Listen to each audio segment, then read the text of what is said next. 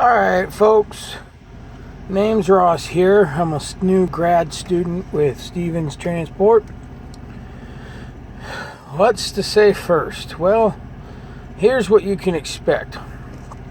If you went through the same route as I did, where I went to Careers Worldwide to get my driver or my CDL, and then went to Stevens Transport after that for orientation. The driver's school was 3 weeks long, and then Stevens will transport you to their facility in Dallas by way of bus, or you can pay for a bus or a plane ticket, and it's pretty cheap. You can get them for as cheap as $40 one way from Denver to Dallas Fort Worth, and Stevens will reimburse you up to $200.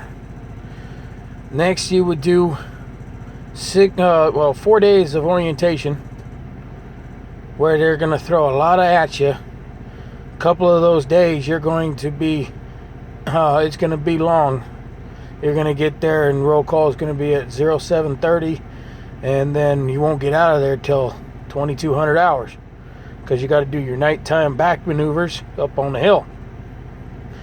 Those that from Careers Worldwide, if you were informed that those that came from that school will get pulled off to the side and don't have to do those, yeah, they lied to you. We all had to do it. After that, then you get put on payroll day after, like the last day of orientation, I believe. And then you wait for a trainer. They try to match you up as best they can.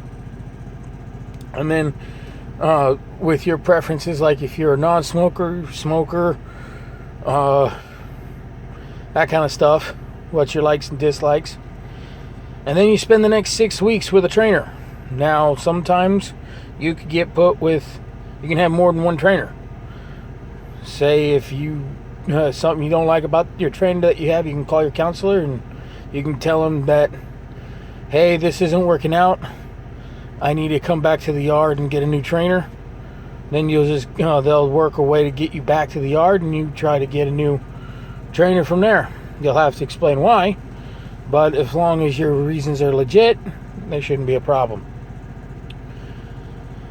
Next, after that, you come back after 6+ weeks of training, because it's a minimum of 6 weeks. You need to get 240 hours of drive time, as well as you need to hit the Northeast corridor, which is like New York, Pennsylvania, Connecticut, Maine, and you also have to hit the West Coast, like California. Then you need 3 major mountains. They need to be you gotta weigh 25,000 pounds or more in the trailer.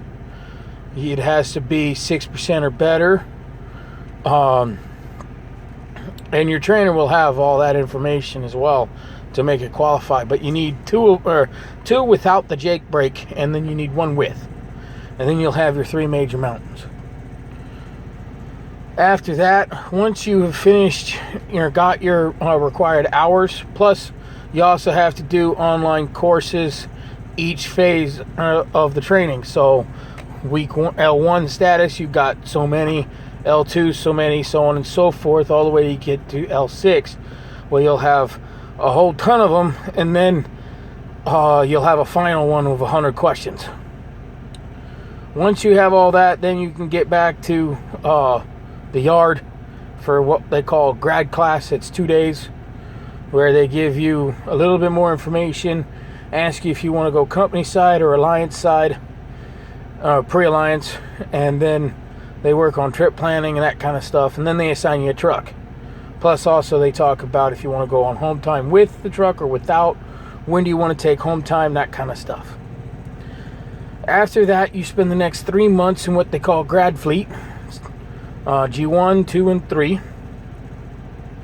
where you run as a solo driver. Now, you're not going to get the best truck out there, but they're not going to give you some worthless POS that won't do the job. So, and then they'll see how you do. And they'll run you. They may start you off small with a 600-mile run here, a 375-mile run there. Just do them. because eventually you'll start getting those big ones where it's 1,000 miles here, 1,500 there, 2,000 here. And as long as you just push hard and you show up on time, or even show up early to your receivers and your shippers, you'll do just fine.